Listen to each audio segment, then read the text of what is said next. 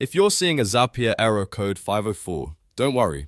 In this video, I'll walk you through the most common causes and the exact steps to fix it fast. This issue usually happens for one of two reasons. Either the target app's server is overloaded or temporarily down, or your Zapier connection has expired and needs to be reconnected. By the end of this video, you'll know how to check the app server, refresh your connection, confirm your permissions, and republish your Zap without missing any steps. If this tutorial helps you out, please hit the like button and subscribe for more quick software fixes and step-by-step guides. Alright, let's jump right in.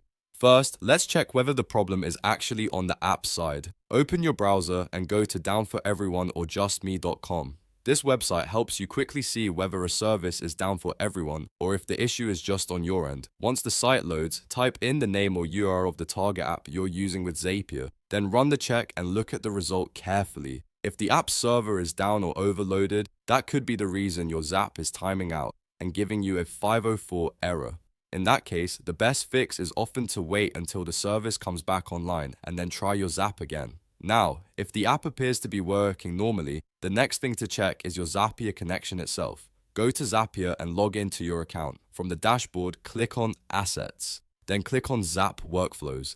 This area shows your existing Zaps and lets you manage the ones that may be causing the error. Find and click on the Zap that is producing the 504 error. Once you're inside that Zap, look for the Connected App Account. If the connection has expired, broken, or lost authorization, you'll need to refresh it.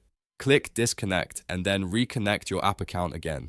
When Zapier prompts you to sign back in, make sure you use the correct account and grant all required permissions. This step is especially important if the app needs admin access, write access, or another elevated permission level to complete the task. If your user account doesn't have the proper permissions in the target app, Zapier may fail and trigger the 504 error again, even if everything else looks correct. So double check that your account has admin access or write access, depending on what the app requires.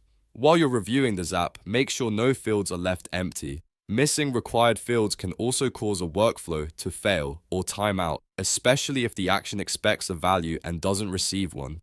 Go through each step carefully, confirm that every required field is filled in, and make sure the data mapped into the Zap is valid. If you notice anything incomplete, fix it before moving on. Once you've refreshed the app connection, verified permissions, and filled in all the required fields, click Publish to save the updated Zap. Publishing is important because it applies the new connection settings and makes sure your workflow is live with the latest changes. After that, test the Zap again to see whether the 504 error is gone.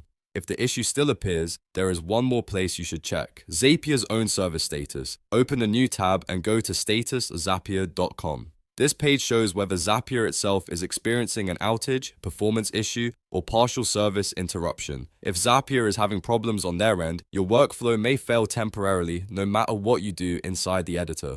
In that case, the best move is to wait until the status returns to normal and then try again. So to quickly recap, check whether the target app is down using downforeveryone or justinme.com. Reconnect the app inside Zapier if the auth has expired. Confirm your account has the right permissions. Make sure no required fields are empty. Publish the Zap, and finally check status.zapier.com for any platform-wide issues. Following those steps should solve most Zapier Error Code 504 problems. If this video helped, please like the video, subscribe to the channel, and turn on notifications so you don't miss the next troubleshooting guide. Thanks for watching, and I'll see you in the next one.